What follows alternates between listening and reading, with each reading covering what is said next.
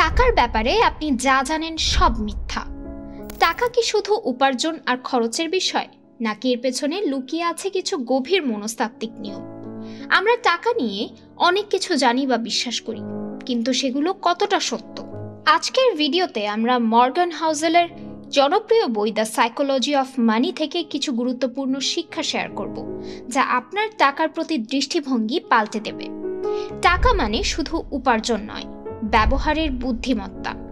টাকা উপার্জন করাটা কঠিন, তবে সেটি সঠিকভাবে ব্যবহার করা আরও কঠিন। মর্গান হাউসেল বলেন, টাকা উপার্জন করার পাশাপাশি এটিকে কিভাবে বুদ্ধিমত্তার সঙ্গে সংরক্ষণ ও বিনিয়োগ করবেন, সেটাই আসল চ্যালেঞ্জ। অনেক মানুষ প্রচুর উপার্জন করেও দরিদ্র থেকে যায়, কারণ তারা সংরক্ষণের গুরুত্ব বোঝে না। ধনী হওয়া মানে বেশি উপার্জন নয়, বরং কম খরচ করা। ধনী হতে গেলে বেশি টাকা উপার্জন করার চেয়ে খরচ কমানো অনেক বেশি কার্যকর।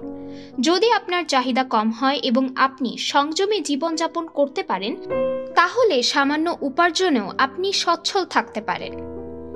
আপনার আর্থিক সাফল্য আপনার মনের নিয়ন্ত্রণের ওপর নির্ভর করে। টাকার ব্যাপারে সিদ্ধান্ত নেওয়ার সময় আমরা প্রায়ই আবেগ দ্বারা চালিত হই। হাউসেল দেখিয়েছেন যে ধৈর্য, নিয়মানুবর্তিতা এবং আবেগ নিয়ন্ত্রণই দীর্ঘমেয়াদে আর্থিক সফলতার মূল চাবিকাঠি। ঝুঁকির মূল্যায়ন এবং ধৈর্যের গুরুত্ব। টাকা নিয়ে বড় ঝুঁকি নেওয়ার সময় আমরা ভবিষ্যৎ নিয়ে অতিরিক্ত আশাবাদী হই, কিন্তু সফল মানুষরা ঝুঁকি নিতে জানেন এবং সম্ভাব্য ক্ষতির বিষয়েও সচেতন থাকেন। ধৈর্য এবং দীর্ঘমেয়াদী দৃষ্টিভঙ্গি টাকা সঞ্চয়ের ক্ষেত্রে গুরুত্বপূর্ণ ভূমিকা পালন করে। টাকা আপনাকে সুখী করতে পারে, তবে সঠিক পদ্ধতিতে। টাকা নিজে সুখ আনতে পারে না, তবে এটি যদি আপনাকে আপনার লক্ষ্য পূরণে সাহায্য করে, তাহলে এটি আপনার জীবনে ইতিবাচক প্রভাব ফেলতে পারে। সঠিক জায়গায় টাকা খরচ করলে আপনি মানসিক শান্তি এবং তৃপ্তি পেতে পারেন। সম্পদের প্রদর্শন বনাম সত্যিকারের আর্থিক স্বাধীনতা। দ্য সাইকোলজি অফ মানি বইটি বলে, অনেকে তাদের সম্পদ প্রদর্শনের জন্য টাকা খরচ করে, যা তাদের সত্যিকারের আর্থিক স্বাধীনতা থেকে দূরে সরিয়ে দেয়। প্রকৃত ধনী মানুষ তাদের জীবনে আর্থিক স্বাধীনতার উপর জোর দেয়, দেখানোর জন্য নয়। আপনার টাকার গল্প কেমন হবে?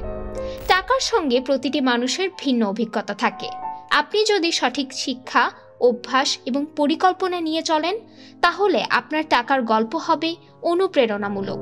টাকা নিয়ে আপনার বিশ্বাস ও অভ্যাসই নির্ধারণ করে আপনি জীবনে কতটা সফল হবেন। তাই টাকার মনস্তত্ত্ব বুঝুন এবং সেটিকে সঠিকভাবে ব্যবহার করুন। যদি এই ভিডিওটি আপনাকে নতুন কিছু শিখতে সাহায্য করে, তাহলে লাইক দিন, শেয়ার করুন এবং জানবো ও শিখবো চ্যানেলে সাবস্ক্রাইব করুন।